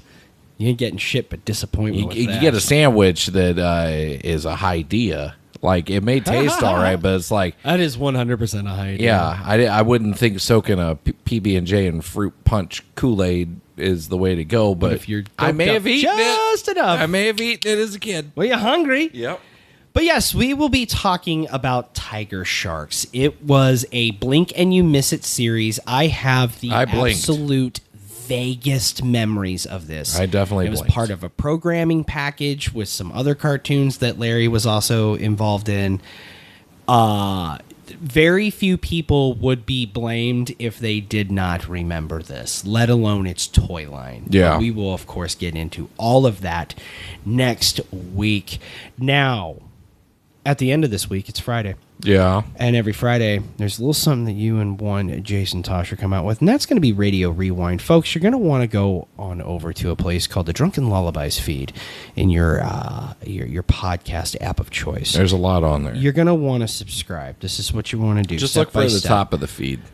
But, you know, And that's where you're going going to find this. That's where you're going to find that Radio Rewind. And it's a great, if you enjoy nostalgic things, this is a music-centric walk down memory lane. Yeah, we talk about songs debuting on the Billboard Hot 100 this week on the calendar, but 10, 20, 30, and 40 years ago. So we cover the 80s, the 90s, the aughts, and the teens, and what was hitting in popular music this week. And some weeks stronger than others. We've had some episodes where we've got 11 to 12 top 10 hits. Like, it is a banger of an episode. And then we have some where there's one top 10 hit out of 12. And it's some songs that you may not have even heard of or have totally forgotten about because they never gained traction on the airwaves. So nuts. And between all that, it's a lot of just good comedic riffing. And Jason and I are on every episode. We have a new co-host, Grace, that has been sitting in on a lot of the episodes. And yeah, it's a lot of fun. We're trying to streamline the new format a little bit to make it shorter, because look, I'll be honest, it's once a week show. For the people who enjoy it, if they enjoy a 3-hour show, I'm not one to tell them that they don't need the bang for their buck, but we might try to get it a little shorter, just for time management. It's your show. It's your decision. I will say this, and I'm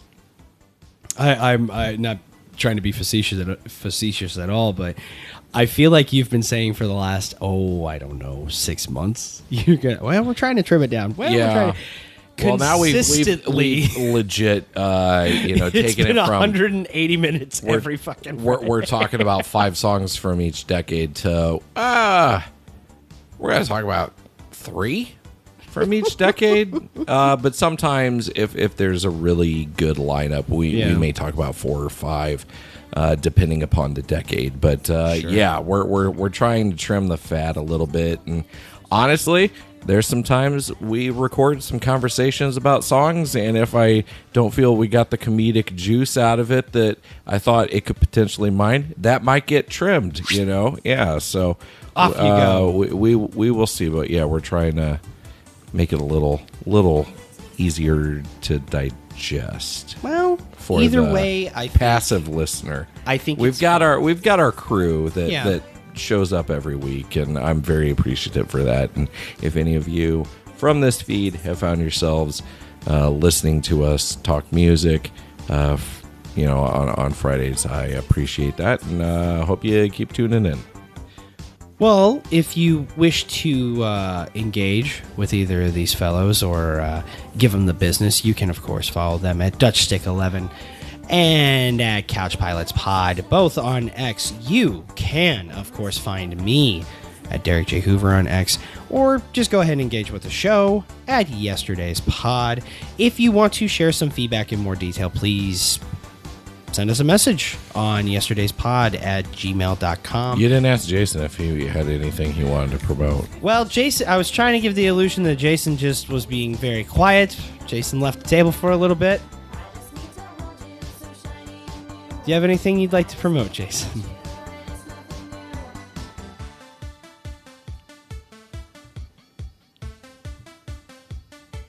No, he does not.